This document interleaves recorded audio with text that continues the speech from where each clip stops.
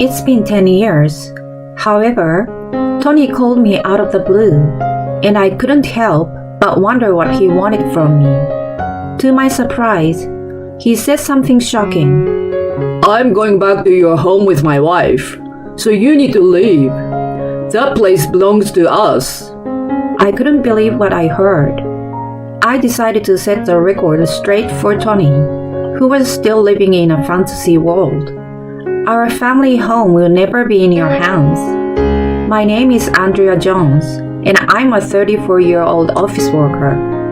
Although I'm currently single, I was actually married once to a guy named Tony, who, to be honest, was quite unbearable to even think about. We met at work when I was 23, and he was 22 as a new employee. As his mentor, I told him the ropes, and we ended up working together on several projects. Tony was an energetic and lively new hire with a great sense of humor, and we had a lot of fun working together. One day, at a company drinking party, he approached me and said, Andrea, would you like to go on a date with me? I've been quite interested in you. I was taken aback, but I agreed, and we began dating. We had a great time together during our relationship. He would take me to various fun places for dates, not just the usual spots, but also some hidden gems. We had great conversations, and he always made me laugh. I found myself increasingly drawn to him. We continued dating without any problems, but about 6 months into our relationship, I found out I was pregnant. You're pregnant? Yeah, I'm 9 weeks pregnant. I'm so happy to become a father. But we're not even married yet. Of course, we'll get married. Now that we have a child, let's start a happy family together. Hearing him say that, I felt relieved and happy. And so, we decided to get married. When we told our parents, they were surprised that we became pregnant before getting married, but were reassured by the fact that we worked at the same company. We went to his parents first to ask for their blessing, but instead, they apologized and said, We're sorry that our son has caused you trouble. Then his mother said, Please take care of him, Andrea. Mom, normally it's the husband who is responsible for taking care of his wife. No, you're easy to get carried away, so Andrea needs to hold the reins on you. Hey, haha. Tony and his parents seems to get along well, and I felt happy about that. If he grew up in such a family, I was sure he would care for our child and we can become a happy family. I imagine our future with hope. Then came the day to visit my parents and ask for their blessing. Nice to meet you, Mr. and Mrs. Jones. I'm Tony, and I want to marry your daughter. I apologize for changing the order of things, but I promise to take responsibility and build a happy family. He bowed and apologized. My parents weren't really angry, but they seemed to trust him more because of his courteous introduction. At that moment, I'm home! Welcome back, Christina. We have a guest? Yes, remember? I told you that Andrea's fiancé visiting today. Oh, was that today? Come over here and introduce yourself. All right. My sister Christina came along, chatting happily with my mother. Nice to meet you. I'm Andrea's sister, Christina? Oh, Tony? Wait, you two know each other? We were in the same club at the same university. Oh, really? I was surprised by her statement and looked at Tony, and he nodded in agreement. My sister was 21 at the time and a senior in college, and she and Tony were in the same club, with Tony being her senior by 1 year. It's a small world, I said, surprised, just like the two of them. Whoa, I can't believe you're Andre's sister. I was also surprised that you're my sister's fiance, Tony. Our last name in Jones, a very common name, so I guess it's hard to tell we are sisters. If Christina already knows Tony, then it's like he's already family, my father said, and my mother smiled kindly. Thus, the marriage greetings ended in a friendly atmosphere. The dinner party for both families' greetings was also enjoyable, and we got married and became husband and wife. I went on maternity leave as I was pregnant and focused on household chores while enjoying our newlywed life. Every day, I made lunch boxes for my husband, cleaned the house, cooked dinner, and waited for him to come home. I love my job, so I planned to return to work after my maternity leave, but I also thought it would be nice to experience being a housewife like this. It is probably the most peaceful and relaxed time to enjoy our newlywed life, since it will become quite hectic once the baby arrives. Tony seems to be busy with work, and some days he came home late, but we were happy to spend our weekends together. Soon after, I went into labor and gave birth to our beautiful baby girl. Tony was very happy to meet his daughter. She's so cute. She's like an angel, he said, holding our daughter. I thought he would be a great dad as I smiled at him.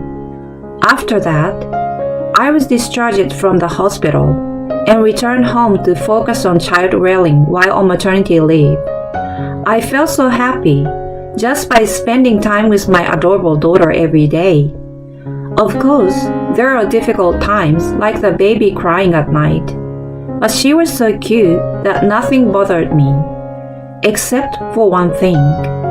It was that my husband's return home was getting later and later every day. Even before, he often came home after 10 p.m. when work was busy, but recently, he had started coming home after midnight or around 2 a.m. As these days increased, I got a little frustrated. After all, it's tough with a newborn baby, and just having my husband at home makes me feel at ease. One day, I expressed my dissatisfaction to my husband. Hey, are you really that busy with work? I've only been working for about 2 years, but even during the busy season, I wasn't that busy. My husband looked troubled. Well, I have to work this much or I won't finish my work. Besides, I have to work hard and earn money for us now, right? That's true, but I couldn't say anything more when he said that. And on weekends, he seems tired and just slept in his room all day, only coming to the living room during meal times. He didn't play with our daughter much, and he was different from the husband I had envisioned. But if work was busy, there was nothing I could do but accept it. But in the midst of all this, I found out a shocking fact from a colleague at work who contacted me. The call came during the day. Hey, isn't this Tony? My colleague was apparently off that day, and she came to town to do some shopping. She saw my husband dressed in a suit, walking with a woman she didn't know, and she took a picture and sent it to me. What? Are you kidding me? I was so shocked when I saw the person in the photo that my head went completely blank. The woman next to my husband was my sister Christina. The two of them were holding hands affectionately, and it didn't look like they were just relatives. Furthermore, when my colleague secretly followed them, it seems that the two of them boldly entered the hotel in broad daylight. I felt as if my head had been hit with a blunt object when I heard about it. After that, I decided to hire a private investigator to confirm whether they were really having an affair. I still had a part of me that wanted to believe in my husband. However, it turned out that my husband was indeed having an affair with my sister, and several evidence photos were sent to me from the investigator.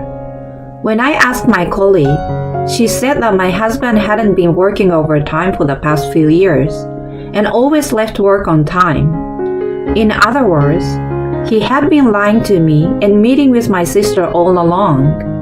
With the evidence in hand, I felt an indescribable anger toward my husband and sister.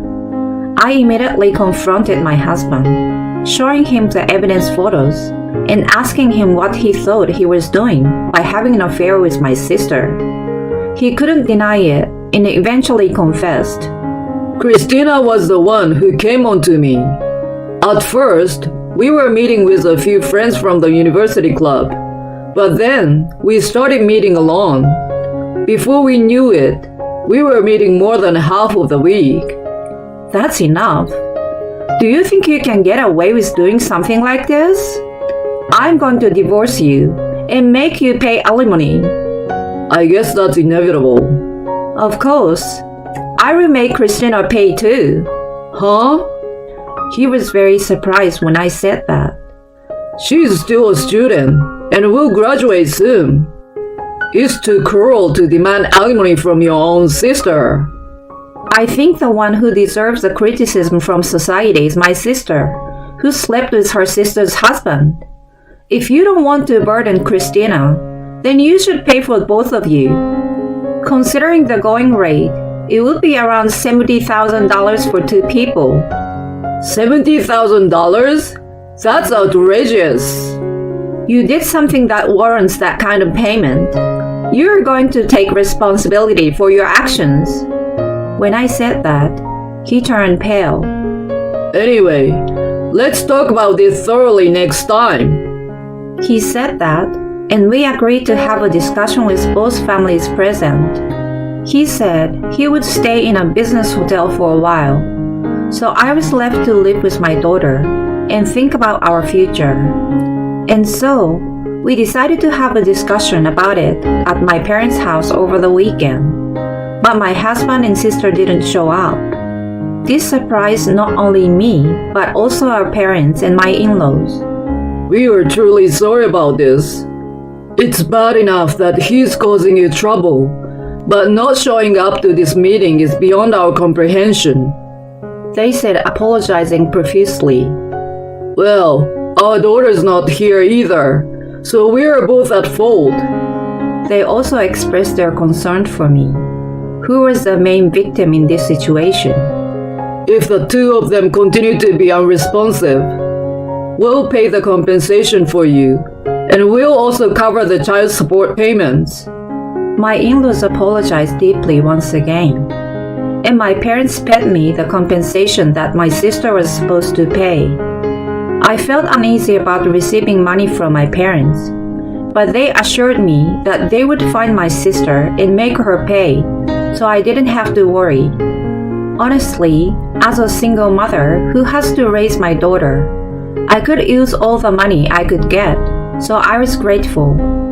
In the end, we couldn't reach either Tony or Christina. I also went to Tony's workplace, but he had apparently submitted his resignation letter and quit. Christina had just graduated from college and planned to become a part-time worker as she hadn't found a real job yet. I knew she was mobile, but I never thought my husband would abandon everything and elope with her. After that, I lost all contact with them. Later, a pre-filled divorce form was sent to me, which made me angry, but I signed it and submitted it immediately. As Tony has resigned from his job, I decided to return to work after my maternity leave. My colleagues sympathized with me and supported me, saying that it would be difficult, but I should hang in there. From then on, I worked hard to raise my daughter. I sometimes received help from my parents to raise her, and we made a lot of memories together. Before I knew it, 10 years had passed, and my daughter had grown up to be a wonderful girl. Amidst that, I received a call from an unknown number. I felt uneasy, wondering who it could be. But since it could be a work-related person, I decided to answer it. Then, to my surprise, I heard the voice of a certain person. Andrea? It's me, Tony. Huh? The person on the phone was my ex-husband. It had been 10 years since then. I couldn't help but wonder what he wanted from me. How are you doing? What do you mean? You calling me isn't going to end well. How are your parents doing? What's it to you? Why do you even care about my parents? They're also Christina's parents. What's wrong with worrying about my wife's parents? My ex-husband said that. I see. He married my sister. But I have a feeling he's up to something. I should be careful and probe for more information.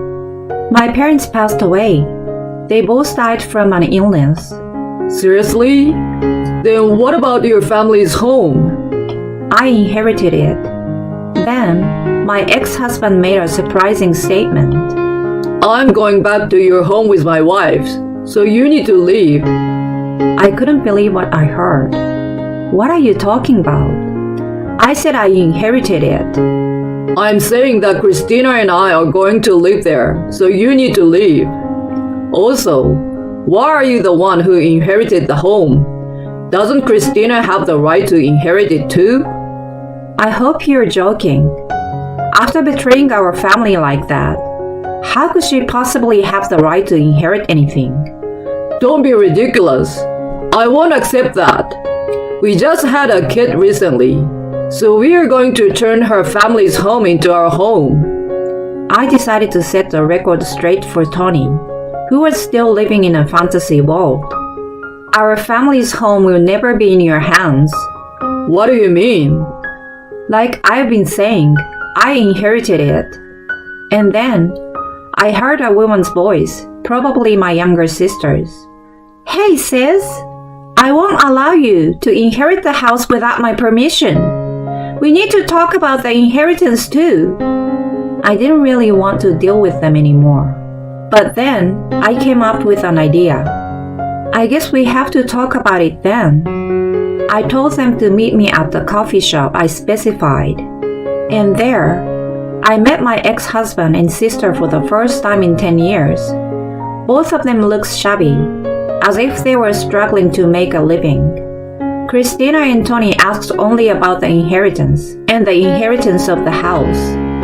I was amazed that they didn't seem to feel sad that our parents had passed away. Actually, the story about our parents' death was a lie. They are living in a different house now. They had sold the old family home so that Christina couldn't return. But I didn't mention that fact, and I just nodded along with their talk. Christina said, "We'll leave it to you to divide the inheritance then." And they left the coffee shop. That was the beginning of my plan. An hour later, I received a call from a friend who had helped me with my plan.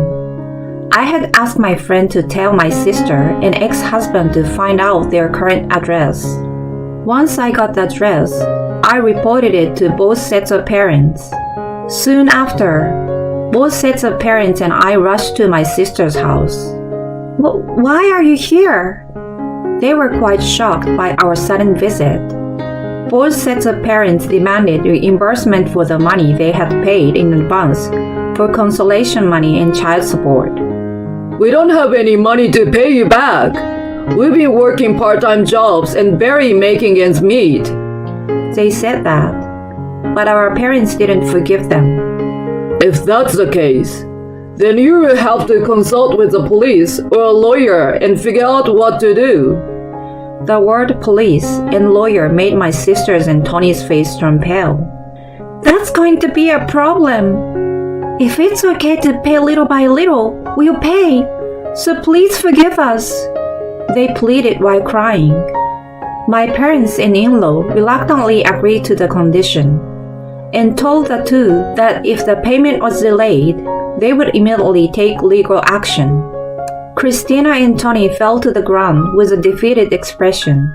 Did they seriously think they could be forgiven after 10 years? They were really living in a fantasy world. It's a shame that the child has to be raised by such a couple. I can only pray that the child learns from their parents' mistakes. Meanwhile, I live happily with my lovely daughter and my parents. My daughter studies hard and happily tells me about her good grades at school. I plan to work hard so that she can continue to smile in the future. My sister and ex-husband were both lazy, so perhaps that's why they were attracted to each other. I was angry when they eloped and ran away, but I felt satisfied when they were finally found and couldn't run away anymore. Andrea was probably glad to have cut ties with such terrible people. I hope she and her daughter can continue to live happily with their parents. Thank you for watching until the end. If you liked the video, please subscribe to the channel. See you in the next video.